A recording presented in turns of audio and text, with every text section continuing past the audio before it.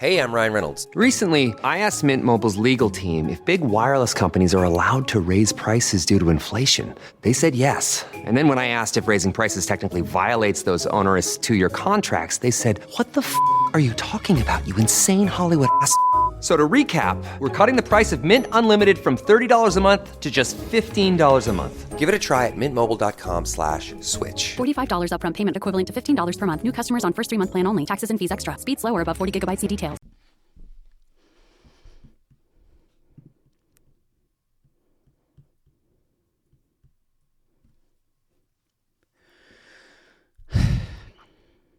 Okay. Hi guys. It's been a minute. Well, I guess not. I did record the Grease bonus for last week, but it's been a minute since we've done true crime, since we did part 1 of Candy Mossler, which I feel like everyone must have forgotten about completely by now, but I don't want to leave it just unfinished because I do love the story. So I am finishing it today. And I have tried to record this several times and then never made it through the whole thing. And then I kind of, I like to have continuity, so I want to record the whole thing at once. So we're going to try. Henry, my other dog that I talk probably the least amount about, I noticed over the weekend, he has a tooth that must have gotten hooked either on Indiana's collar when they were playing or broke it on a toy, something. And his bottom front tooth has been pulled all the way straight down and is like jutting out the front of his mouth. Took him to the emergency vet this weekend. They couldn't do anything. So thankfully I have a vet appointment for him in about 90 minutes. So we'll see if I can get this whole thing completed. No sense of place or intro, but I will recap kind of at least what we did in part 1 of the Candy Mossler story. So let me read my little teaser overview and maybe that'll spark some of your memories. So step into the glamorous world of Candy Mossler, a high society Houston socialite whose life took a dark turn when she became entangled in a forbidden romance.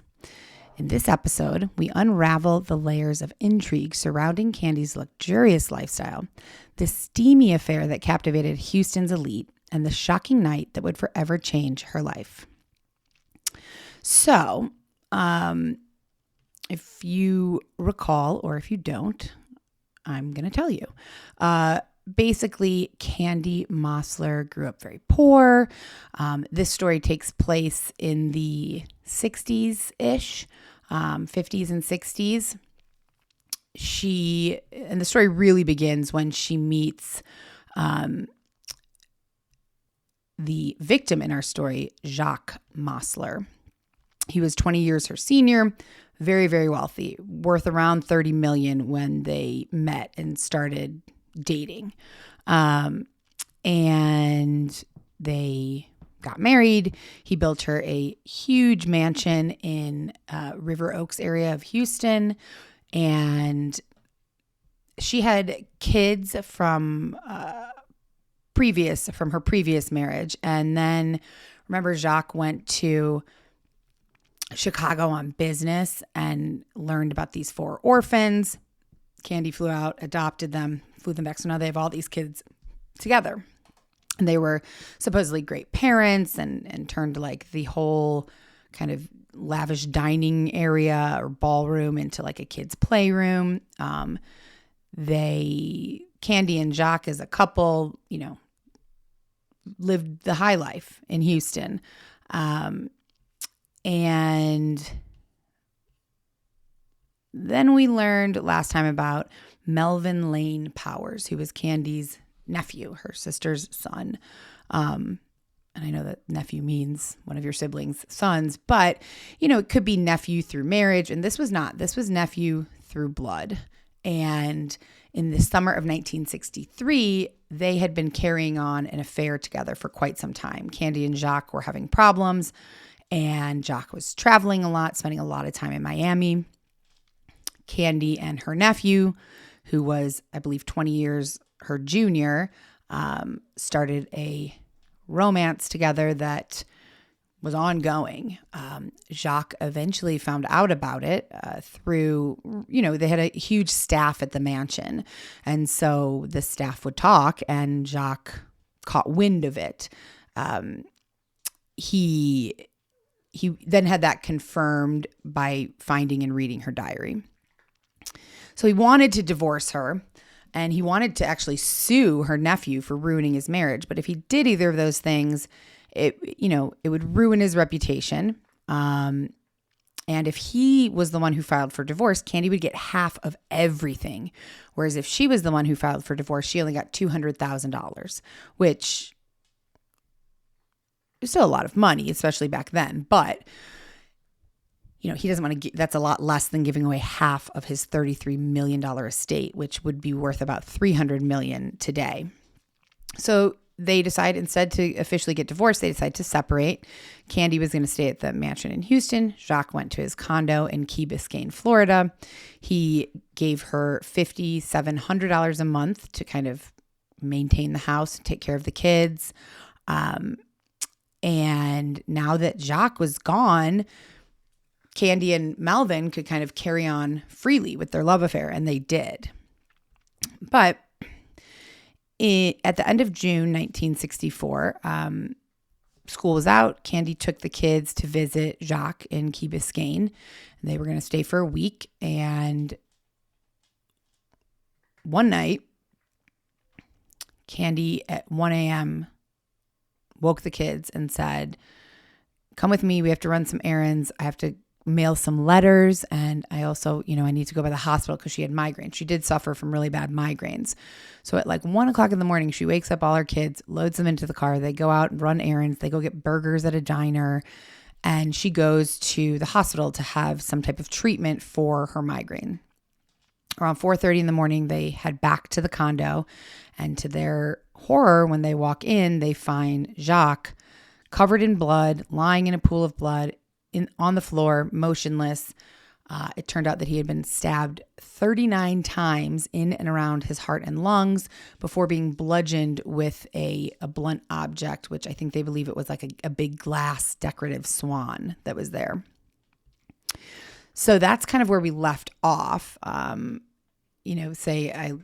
about that he had been murdered, and that based on, cops, I'm assuming, are anxious to solve any and all murders, but based on the elite kind of status and prominence of the Mosslers, this was like they needed to figure this out and do it fast. So just also to kind of recalibrate where we were, I'm not sure if that's the right word to use, but at the time that all this was occurring, Jacques was in his late 60s, Candy was just barely 50, and Mel was about 28 years old. And the murder occurred on June 29th, 1964. So that's where we are right now. So the police did find what they believed or hoped would be the murderer's fingerprints at the scene. But CSI type things weren't as quick back then as they are now. So it was going to take several days to process the fingerprints and then try to link them to someone. So during this time, law enforcement was really trying to avoid any of this information getting leaked out to the media. There was a media storm around this very rich, prominent couple. Their whole story is very fascinating. And then throw in the kind of love affair, which I don't think at this point was like public knowledge, but there were whispers and rumors. So the press was all over this, and it was really difficult for law enforcement to kind of keep any and everything that they were discovering out of the press. A notable socialite, a prominent businessman, and her nephew lover. Like, it's the perfect story. They weren't able to keep it out of the press for too long. Tons of media outlets and newspapers wanted to kind of break the story. The Houston Chronicle had a headline that said, "Houston millionaire stabbed to death." Miami News said millionaire banker slain on Key Biscayne, and there were plenty of others. So media coverage is pretty quickly blowing up. Police are scrambling to try and piece together any ideas or theories on what might have happened that night. And while police are doing this, Candy is preparing for Jacques' funeral. It happened pretty quickly. So it was the 29th that he was murdered. The funeral took place on July 3rd in Miami. Candy and the kids were seated front and center, with Candy weeping quietly and really doing a great job of fulfilling the role of kind of grieving widow and mother. There were definitely some naysayers, though. There were people who wondered if her kind of display of grief was 100% sincere, especially because Jacques and Candy were separated. Now, that's not to say that if you separate from your partner, you wouldn't be devastated if they died, but Candy had seemingly been very happy without Jacques and was madly in love with somebody else. After the funeral, Jacques was flown to D.C., where he was laid to rest at Arlington National Cemetery. So as this investigation got very quickly underway, police were, of course, anxious to interview this, the grieving widow. Generally, you always look to the spouse. Now, that I know that's more common when it's a woman who's murdered. You look to their male spouse. But nonetheless, they were still anxious to talk to Candy. So once Candy was speaking to investigators, one of the first things she explained to them was that she noticed Jacques' wallet was gone, a stack of $100 bills from the bathroom counter were gone, and her gold and diamond wristwatch was also missing. So her theory that she floated was this was a burglary gone wrong. She also told investigators that her husband had, accumulated a good amount of adversaries over the years, ranging from rival bankers, angry former employees or disgruntled customers. He ran basically a lot of his business was like a repo business. He was repossessing people's vehicles, appliances, all kinds of stuff, in addition to plenty of other businesses and endeavors that he had. But that one in particular, or those upset people. You're taking their car, their appliances, their homes. And law enforcement didn't disagree with Candy that this could be the case. So they kind of dove into his business connections, and she was right. He had a ton of enemies. His company had seized thousands of vehicles and appliances and initiated mortgage foreclosures. And he operated as a meticulous and kind of principled businessman, but he had no empathy or sympathy or kindness to the people who he was repossessing things from. So he wasn't necessarily doing anything wrong or unfair or illegal, certainly in these instances, but he showed no remorse, and that angered and upset people even more. But police couldn't find anything there. There was really nothing. Yes, he had a lot of enemies and people who were angry, but nothing that made sense for this murder. What they really believed is that this was a crime of passion because he was stabbed 39 times before being bludgeoned. And so they told, Candy, this wasn't just a murder. This was like a slaying. This was not an execution, but I mean, this was passionate and angry. And that often suggests, an emotional or sexual or romantic tie between the assailant and the victim, or familial. So everyone's, of course, going to look at Candy after the police come out with this. And once the police told her this, she really quickly kind of rewound her story from the burglary or the pissed off employees or customers. And she said that she actually had heard a lot of rumors that suggested that while Jacques was staying in or visiting Florida over the recent years, he would often invite young men that he had met on the beach up to his apartment. And she said that, what she was insinuating was for sex. So that was not very eloquently put. But she also told police that when her and the kids were that week on Key Biscayne, her husband received multiple calls from a man that she described as having feminine tones while still being a man.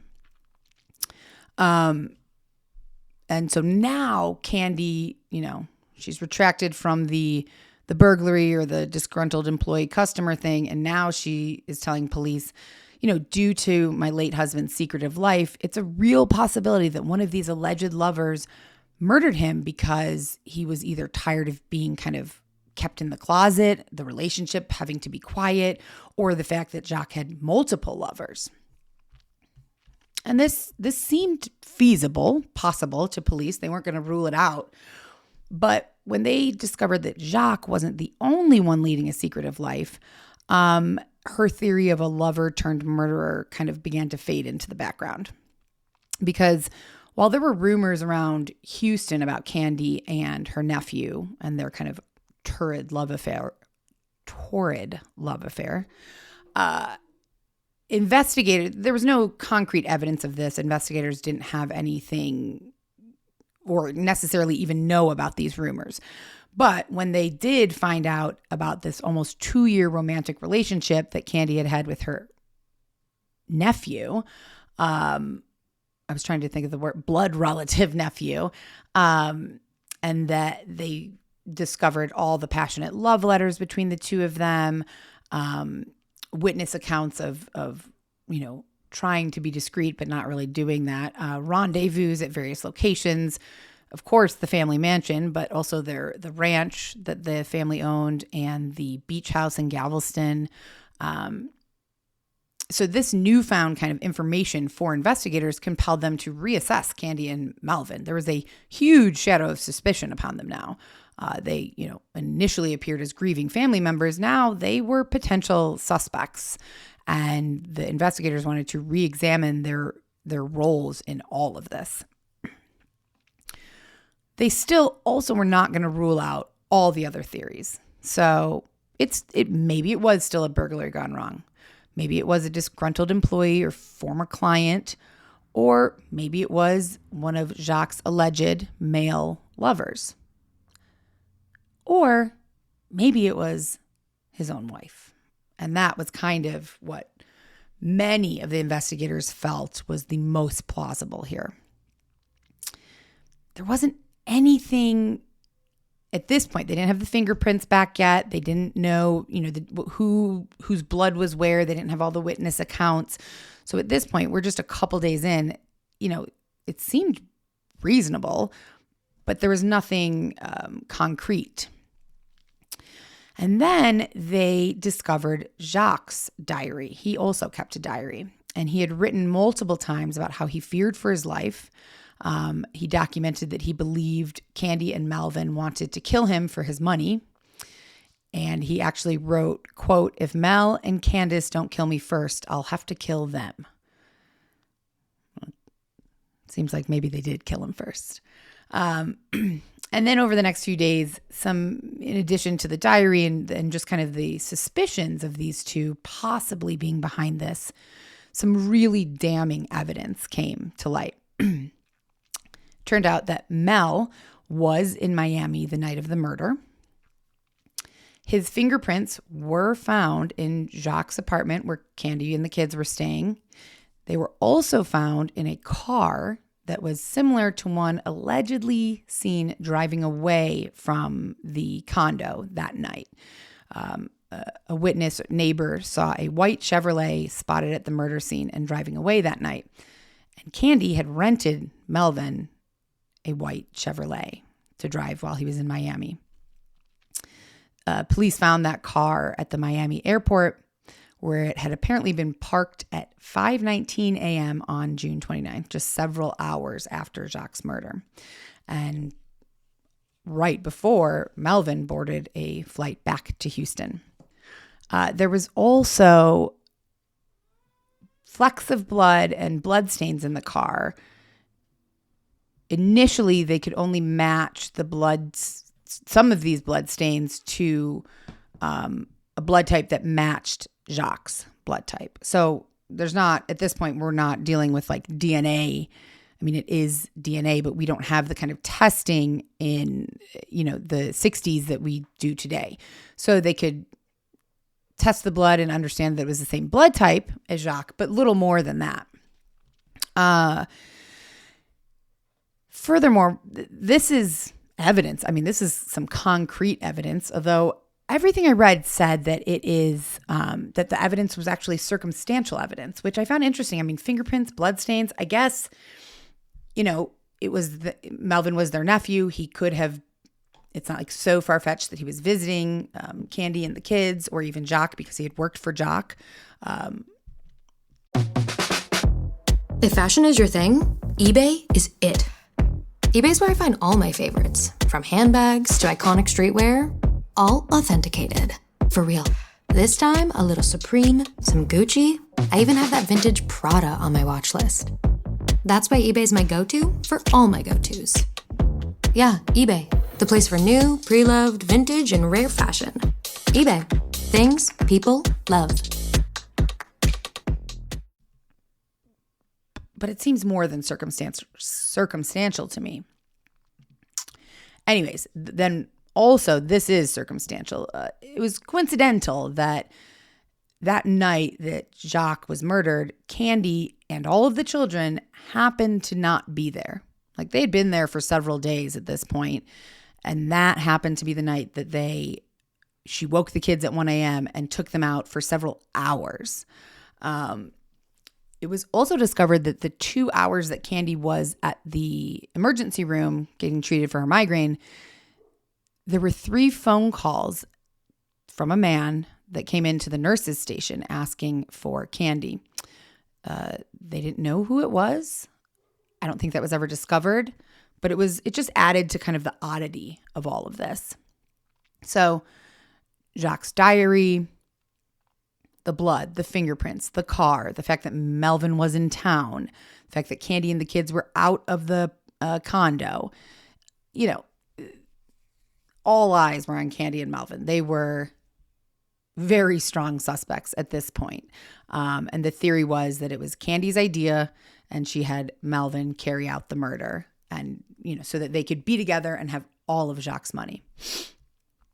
So once everything that I just talked about, that evidence kind of came to light, which was over a couple days, Melvin was quickly arrested. He was actually arrested on July 3rd, the day of Jacques' funeral. And so while he was dealing with that, Candy, on the other hand, left town and went for treatment of her migraines and several undisclosed medical conditions to the Mayo Clinic in Rochester, Minnesota. She got 2 adjacent apartments for her and the children, and was there for apparently months, getting ongoing treatment. At the same time that Candy was in Minnesota getting treated for her migraines and undisclosed medical conditions, investigators in both Texas and Florida are working to piece together evidence to use not only against Melvin, but to hopefully arrest Candy as well. And every single kind of thread of evidence that they followed appeared to point to either Melvin or Candy or both. And at this point, months and months have gone by, and Melvin has been arrested. Candy hasn't. Now the newspapers, magazines, the press are starting to kind of push for the indictment of Candy Mossler. Bits and pieces of evidence and the investigation are leaking out over this time, and people are growing restless. They want to see Candy arrested, or at least that's what the newspapers were printing. And on July 20th, 1965, they got what they wanted, and an indictment was issued for Candy Mossler. She was in Rochester still, and she opted to fly to Miami and surrender voluntarily. So, according to her, to avoid the potential humiliation of an unexpected arrest, meaning she wanted to be able to control that situation, and I'm guessing be camera ready, because she was accompanied by a private nurse and had a wristband from the Mayo Clinic. And when she arrived at Miami International Airport, there was a state police commander. It was a very simple, quiet arrest. But there was a lot of press at the airport, and Candy looked flawless, greeted them with her like trademark perfect smile. And she kind of had the arrest that she wanted, that she got to orchestrate, that looked exactly how she wanted it to look. Around this time, Time magazine ran a rather kind of snarky piece on the case and described Mossler as being kind of lippy and lissome, which now I'm doing this. I should have looked this word up. I don't know what that word means. And I'm not going to cut this out because I meant to look it up, but I didn't. So the Time magazine article described her as lissome and lippy.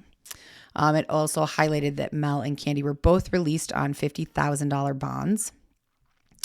And the end of the story, the writer said, quote, while Mel discreetly headed for Atlanta, Candace emerged from jail as other inmates showered her with hearty obscenities.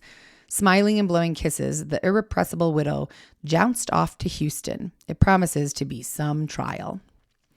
And I thought this was really interesting. She was always so picture perfect, camera ready, composed. I mean, even when she's being arrested for her husband's murder, late husband's murder.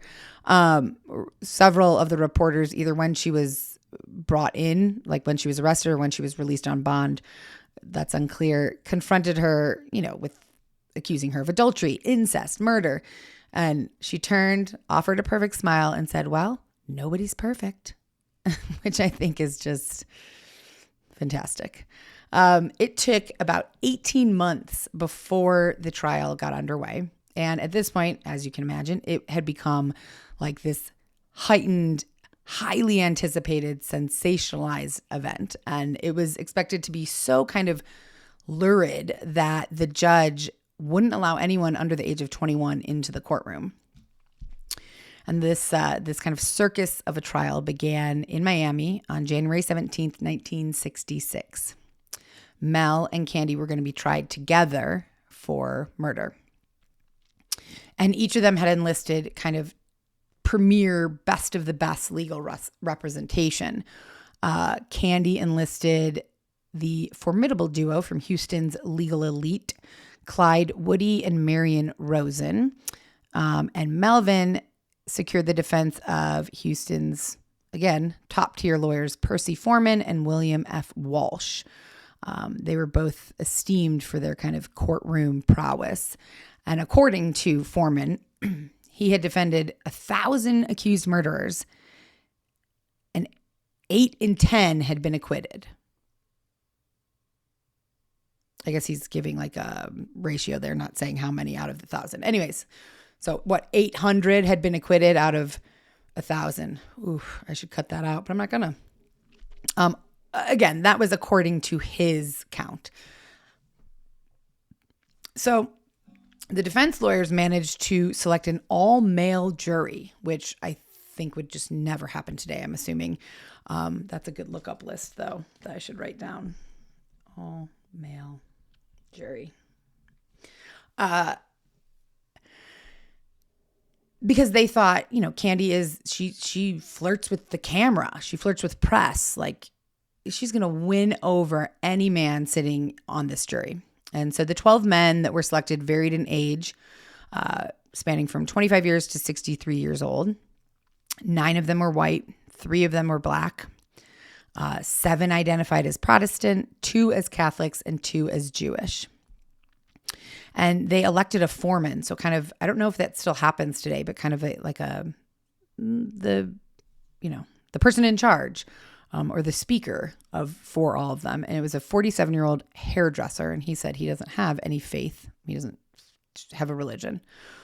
Most of the jurors were blue-collar workers, bus drivers, construction workers, aircraft mechanic, letter carrier, lumberman, and truck driver. Now, prosecutors were seeking the death penalty. They contended that Melvin and Candy had plotted Jacques' murder to get his fortune and continue on their incestuous love affair. And the prosecution had a handful of witnesses. They were not lacking in witnesses. And many of these witnesses testified that since 1964, Candy had been in conflict with Jacques. She was angry that he chose to relocate his business office from Houston to Miami, and that she would move it back to Miami if she were to assume control. Now, I don't think that that's the only reason she was upset. They were having problems and she was having an affair. So it was obviously more than just that, but that's what the prosecution presented. The prosecution called several convicts to the stand. Arthur Grimsley was an Arkansas convict. He was a prosecution witness and testified that Melvin had offered him money to do away with the old mooch, which is what Melvin called Jacques. Prosecution also called Billy Frank Mulvey, a Texas convict who was serving time for theft. He testified that Candy gave him a $7,000 down payment in 1962 to kill her husband, but he spent the money and never carried out the plan. There was, I believe, 2 other inmates who also testified for the prosecution.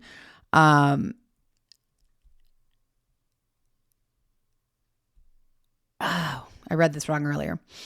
And the defense also presented testimony from inmates, different inmates than the prosecution, saying that Billy Frank Mulvey, he was a habitual criminal, and that he was supposed to get a life sentence for his most recent conviction, but because he was testifying, he got a 5-year sentence. That's all kind of hearsay. Also with the defense,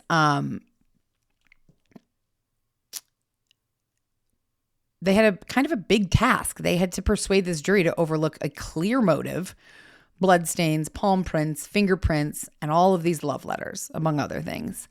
But Percy Foreman, one of the defense lawyers, he did a pretty good job of this. He was undermining all of the circumstantial evidence, and he cast a ton of doubt on the credibility of the witnesses, which makes sense. I mean, you're having convicted felons on the stand. That's, how credible are they? Maybe very, I don't know. And he put forward the theory that Jacques was killed at the hands of a jealous male lover. They also used their opening statements to the defense to kind of zero in on issues, on flaws with the evidence, even before the prosecution presented it. So this was just opening statements. They said, yeah, Melvin's palm print was found in the Key Biscayne apartment, but so were 26 other finger and palm prints that weren't identified. So what's to say that it was him? I mean, to be fair, he has a huge motive, so of course it's him. But I don't know. This lawyer apparently works magic. Percy Foreman, who was Mel's attorney, didn't call any witnesses to the stand. Now, I think I said a few minutes ago that the defense presented testimony from other inmates, but that was Candy's defense. Mel's defense, and the guy who kind of seemed to be the superstar of this trial and came out, as there's the most information about him, Mel's attorney, Percy Foreman, the one who said, I defended 1,000 murderers and 800 walked free, which is terrifying, by the way. So he didn't call any witnesses to the stand, which was a huge stark contrast to the DA, who had, like I said, several questionable witnesses. Foreman instead placed a lot of emphasis on his opening statement and his closing statement, which, according to many people who were there, it was a very persuasive closing statement. And this was interesting to me. Prosecutors apparently usually get the last word in a trial, but Foreman, Mel's defense attorney, was allowed to give the final word under Florida law because he had called no witnesses. And I find this incredibly hard to believe, but this is what I found. He went on to speak. His closing statement was 4 hours and 58 minutes. I mean, I don't know how that can be persuasive. If I had to listen to somebody talk for 5 hours straight, you'd lose me after the first hour, I would think, which is why I find that hard to believe. But part of this closing statement was he wanted to trump the juror's shock about, the incestuous relationship between Candy and Mel, which the prosecution really laid into heavily. He wanted to kind of trump that shock that they were feeling by introducing another detail, the fact that Jacques was a homosexual, and this forced his poor wife to seek companionship elsewhere. So this trial went on for 2 months of testimony and legal deliberation. And then it was handed over to the 12-member jury in early March. They were at a standstill for hours, and then for the whole first day, and then into the second. But after 2 days, they had a verdict. They acquitted both Candy and Mel. Allegedly, Candy expressed her gratitude by walking up and kissing each juror. This was surprising, to say the least. But a lot of people felt this was because the prosecution leaned so heavily on the testimony of convicts, of convicted felons, and that the circumstantial evidence, all the handprints, fingerprints, all of that, it failed to establish guilt beyond a reasonable doubt, which blows my mind. Like, to me, this is like, of course they did it. But according to these jurors, they did not. And it was a smart move by the defense attorneys to keep their clients from testifying, so they didn't have to answer any questions directly about their relationship or potentially kind of sway the jury to think anything, else about their relationship. It was just coming from somebody else. It was just coming from the prosecution. The defense obviously avoided talking about their relationship as much as possible. The courtroom spectacle concluded with Mel and Candy sharing a kiss on the lips before driving away together in a gold Cadillac.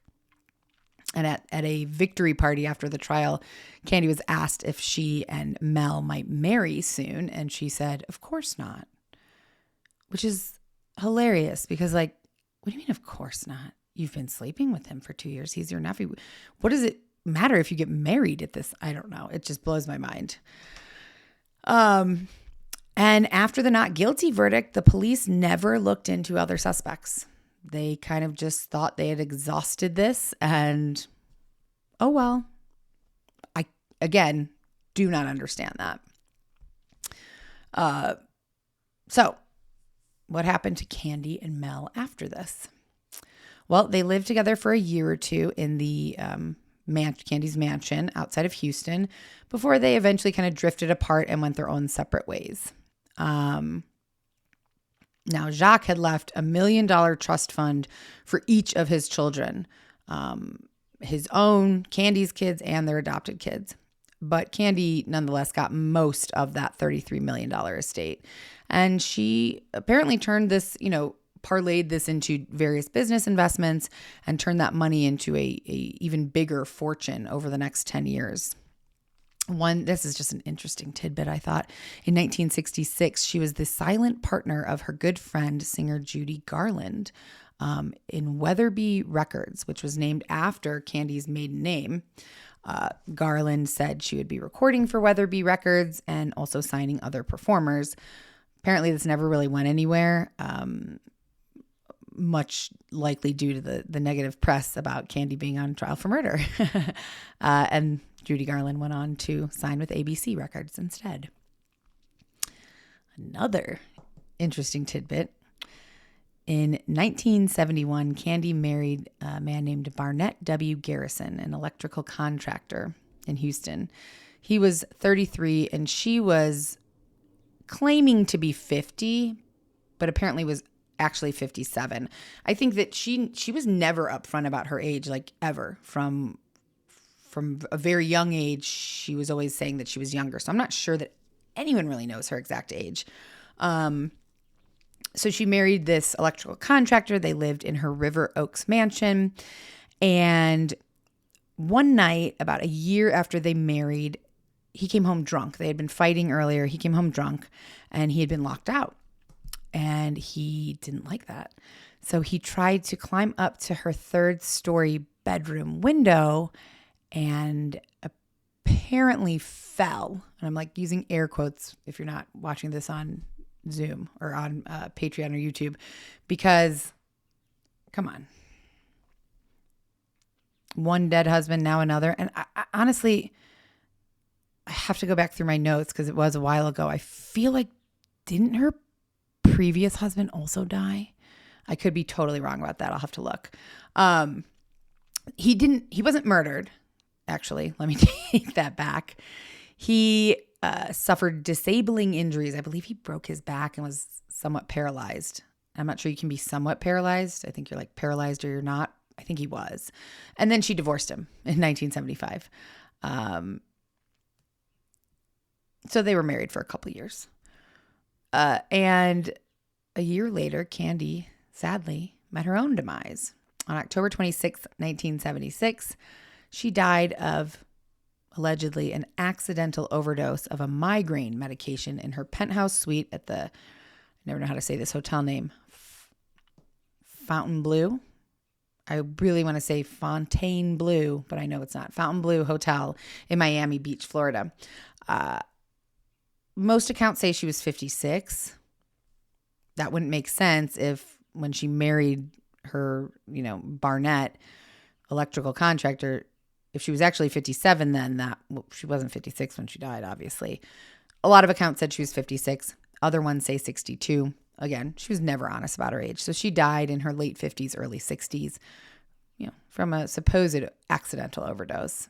At that point, she was worth over $100 million. But that paled in comparison to how well Melvin did. On and off, Melvin did well after him and Candy kind of separated ways, and he went on to continue pursuing a career as a real estate developer. He had a very notable project in the Houston area. He had two 19 or 20 story buildings called the Arena Towers office buildings and an adjacent 2,800 seat arena theater. By 1979, he was apparently worth $200 million. But that kind of financial life of his, it went through, I found something I like the way this is said. It went through boom and bust cycles. So, in the early 1980s, he bought a apparently 142-foot yacht and then added an additional 23 feet to that yacht. It was said to be one of the largest in the Western Hemisphere. He apparently cut it in half and put in a new midsection with a jacuzzi, underwater viewing ports, and a mirrored ceiling. Sorry, I said that weird.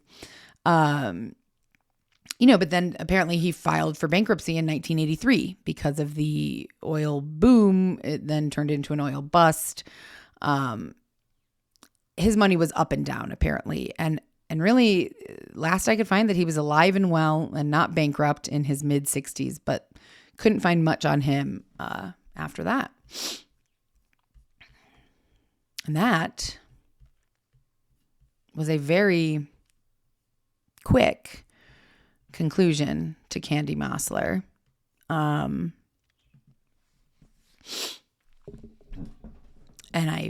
that probably felt a little rushed. Not going to lie. It was a little rushed because I have to take Henry to the vet, and I didn't want to take the chance that if I have to put him in for surgery, then I was never going to get this recorded and published today. So I just had to get it done now. And